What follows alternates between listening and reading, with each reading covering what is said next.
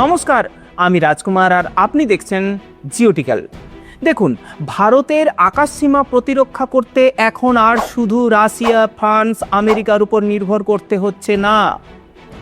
এখন ভারত নিজের হাতে তৈরি করছে যুদ্ধবিমান, নিজের হাতে বানাচ্ছে র্যাডার, নিজের হাতে গড়ে তুলছে পুরো এয়ারস্পেস ইকোসিস্টেম।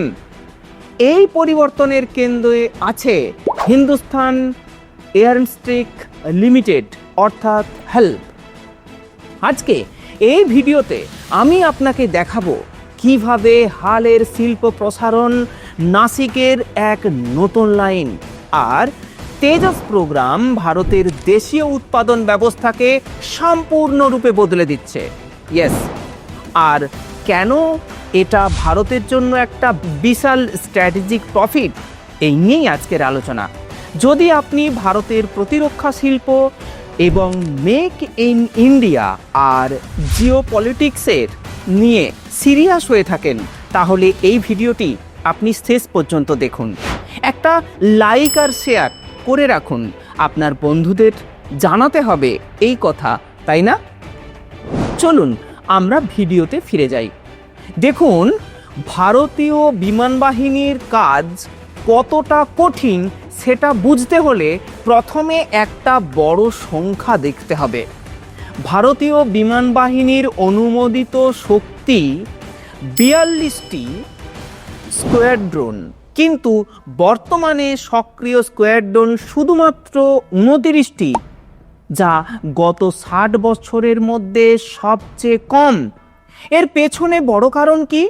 এর পেছনে বড় কারণ হলো MiG-21 এর ধাপে ধাপে অগ্রসর।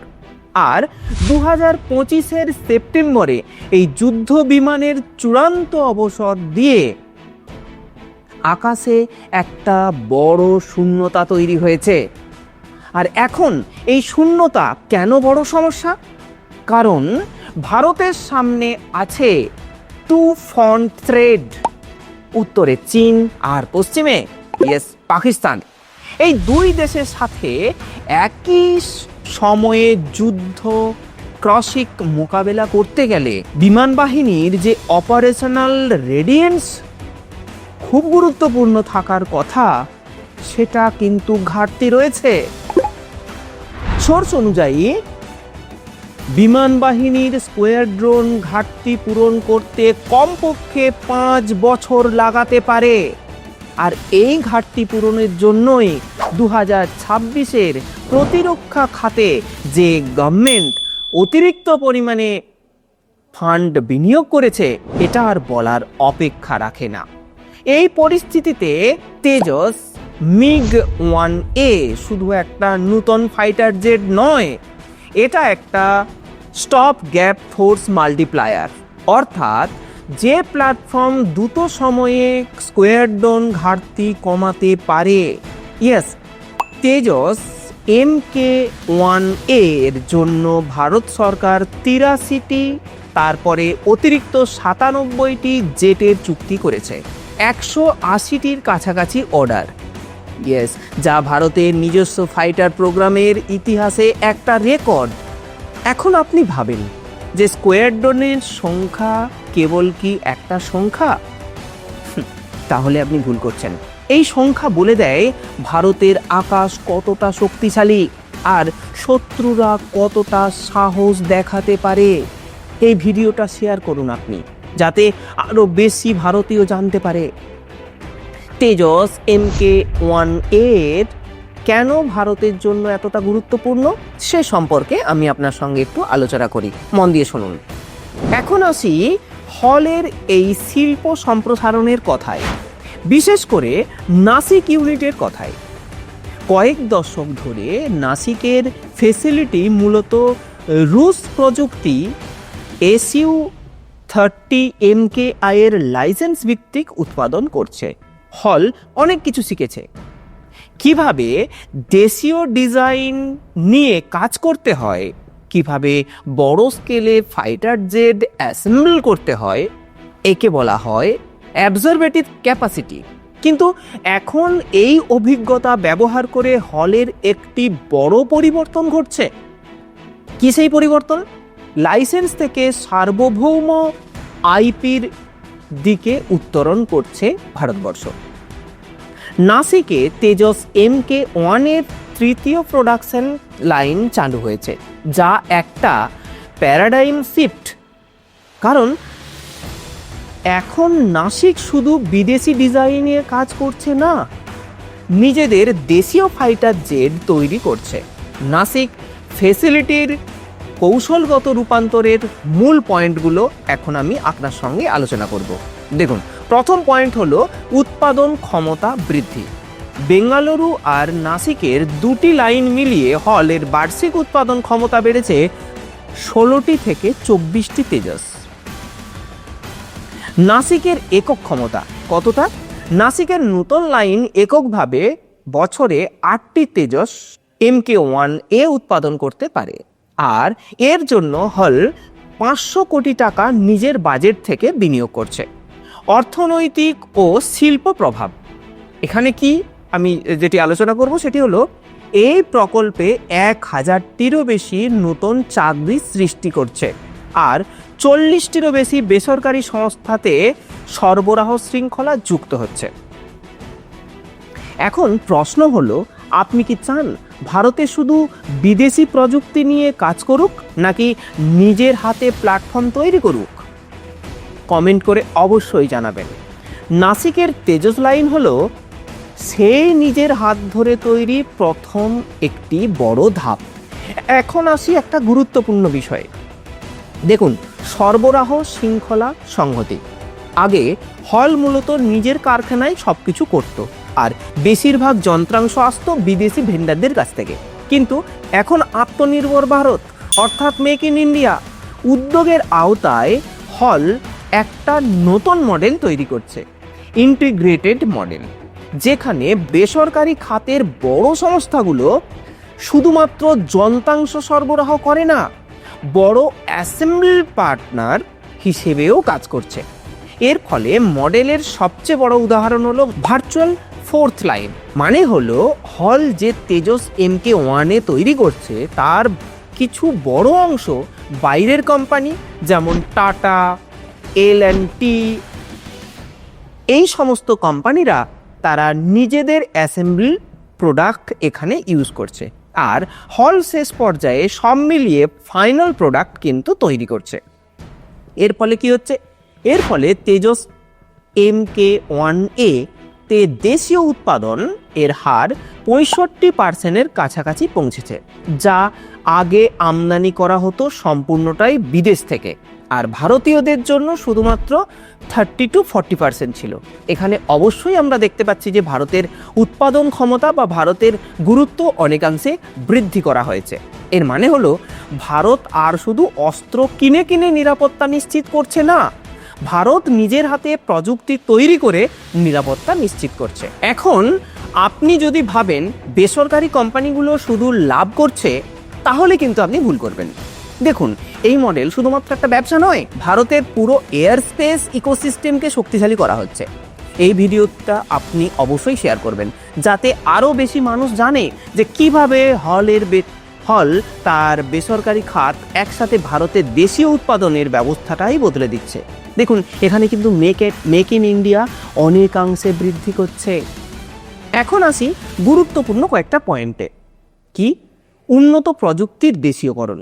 দেখুন, তেজস MK-1 এর সবচেয়ে বড় বদল হলো এটা ভারতের কাছে নিজস্ব প্রোডাক্ট অর্থাৎ মেক ইন ইন্ডিয়া এবং স্বয়ং রক্ষা কবচ। যদি এটাকে ব্যাখ্যা করে বলা যায়, বিদেশ থেকে আমদানি কমেও যায়, ভারত স্বয়ংক্রিয়ভাবে এই প্রোডাক্টগুলি অর্থাৎ তেজস MK-1A তৈরি করার ক্ষমতা রাখবে।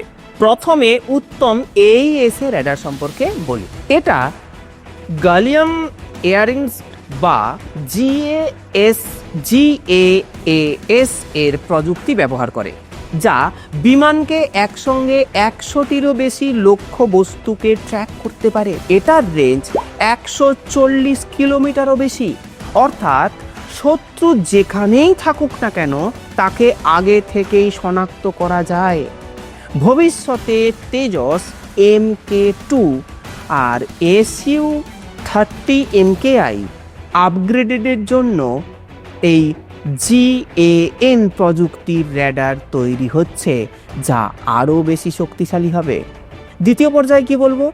দ্বিতীয় পর্যায়ে যেটা বলবো আমি, সেটা হলো যে দেশীয় র্যাডার ব্যবস্থা ব্যবহারের ফলে ভারত এখন নিজস্ব অস্ত্র, অর্থাৎ নিজের অস্ত্র, যেমন ASTRA BVR মিসাইল বা ব্রহ্মোস NG মিসাইল বিমানে ইন্টিগ্রেট করতে পারবে, যা বিদেশের অনুমতি লাগবে না।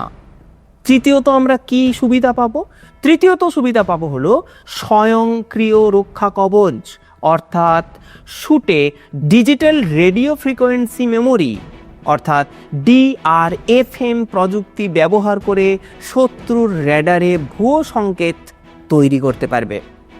এর ফলে বিমানের র্যাডারের ক্রস সেকশন অর্থাৎ RCS ইলেকট্রনিক উপায়ে অনেক বেশি কমে যাবে, যা প্রথাগত স্টিলথ বিমানের মতো কার্যকর ফলাফল দেবে। এখন একটা ইম্পর্টেন্ট বা ইমোশনাল প্রশ্ন আপনাকে করি। আপনি কি চান ভারত শুধু বিদেশি র্যাডার নিয়ে কাজ করুক, নাকি নিজের হাতে নিজের সেন্সর তৈরি করুক?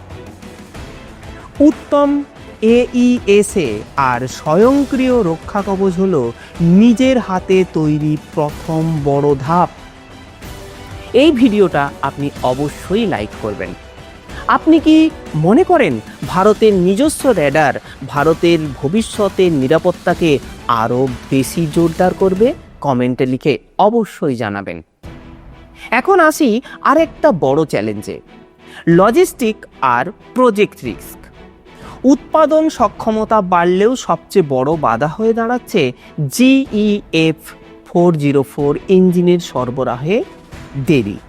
দেখুন, মার্কিন company GE aerospace post covid production setback আর কিছু ইঞ্জিনের অবসরের কারণে ইঞ্জিন সরবরাহে দেরি করছে।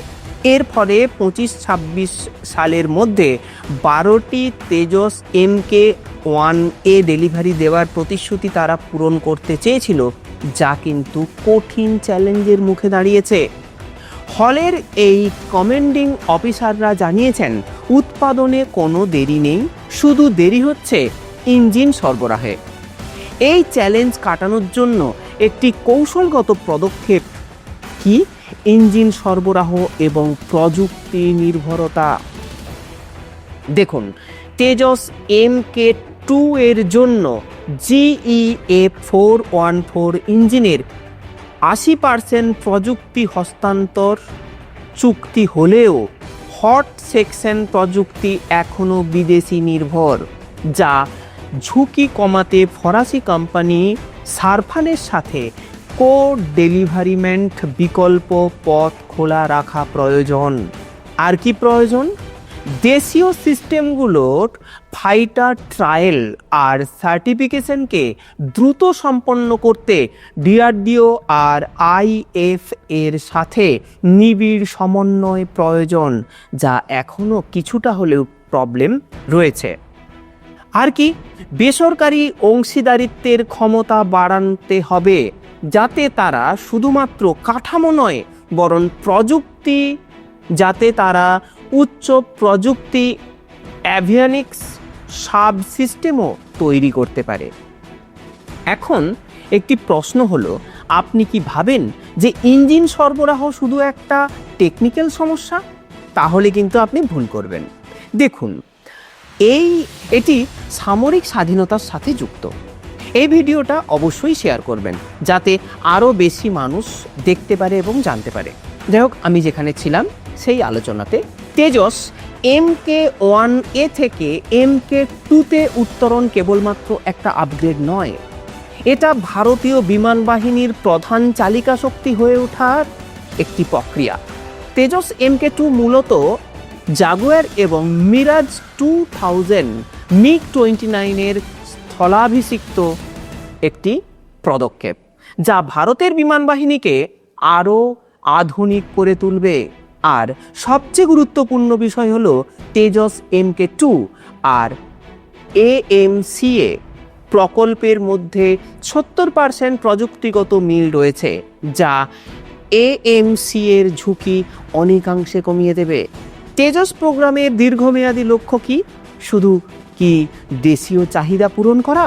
না, বরং 2047 সালের মধ্যে ভারতকে একটি গ্লোবাল এয়ারপ্রেস অর্থাৎ MRO এবং রপ্তানি বন্দরে পরিণত করবে বা রপ্তানির হাবে পরিণত করবে। এটাই হলো ভারতবর্ষের এই প্রজেক্টের প্রধান উদ্দেশ্য। এটা ইতিমধ্যে 1000-এরও বেশি MSMEর বিশ্বমানের উৎপাদক হিসেবে পরিণত করেছে, যা ভারতের অর্থনীতির জন্য একটা বিশাল প্রফিট। এখন একটা শেষ প্রশ্ন, ভারত কি আর শুধু আমদানি করবে না? ইয়েস, ভারত আমদানিও করবে এবং প্রোডাক্ট তৈরিও করবে। তেজস প্রোগ্রাম ভারতকে বৈষয়িক এয়ারপ্রেস মানচিত্রের একটা অপ্রতিরোধ্য শক্তিতে পরিণত করবে। আপনি যদি এই ধরনের জিওপলিটিক্যাল এবং ডিফেন্স ভিডিও পছন্দ করেন তাহলে আমাদের চ্যানেলটি অবশ্যই সাবস্ক্রাইব করে রাখবেন, এবং কী ধরনের টপিকসের ওপর আপনি ভিডিও পেতে চান আমাদের কমেন্টে লিখবেন। আমরা সেই ধরনের ভিডিও অবশ্যই তৈরি করে দেব, অবশ্যই বাংলাতে। আজকের এই ভিডিওতে আমি আপনাকে শুধু তেজসের স্পেসিফিকেশন বলিনি, আমি বলেছি কিভাবে হলের শিল্প প্রসারণ, নাসিকের নতুন লাইন আর সরবরাহ শৃঙ্খলা সংহতি ভারতের দেশীয় উৎপাদন ব্যবস্থাকে গুরুত্বপূর্ণ বদলে দিচ্ছে। সব তথ্য শেষে আমি একটা তথ্য আপনাকে দিয়ে রাখি। হল, DRDO, ভারতীয় প্রতিরক্ষা মন্ত্রণালয় আর অফিসিয়াল প্রতিবেদন। আপনার যদি কোনো প্রশ্ন থাকে এই বিষয়ে অবশ্যই আমাদেরকে জানাবেন, সেই বিষয়ে আমি আপনাকে ভিডিওর মাধ্যমে বুঝিয়ে দেব। আর যদি আপনি এই ধরনের বাংলা জিওপলিটিক্যাল ভিডিও পছন্দ করেন তাহলে আমাকে ফলো করুন। আমি রাজকুমার, জিওপলিটিক্যাল হোস্ট। লাইক করুন, শেয়ার করুন এবং কমেন্ট করুন। এই 3টা জিনিস নিয়ে এই চ্যানেলকে আরও বেশি শক্তিশালী করতে পারে। আমি আবার আসবো পরের ভিডিওতে আরও গভীর জিওপলিটিক্যাল বিশ্লেষণ নিয়ে। ধন্যবাদ। আমি রাজকুমার আর আপনি দেখছেন জিওপলিটিক্যাল। নমস্কার, জয় হিন্দ, বন্দে মাতরম।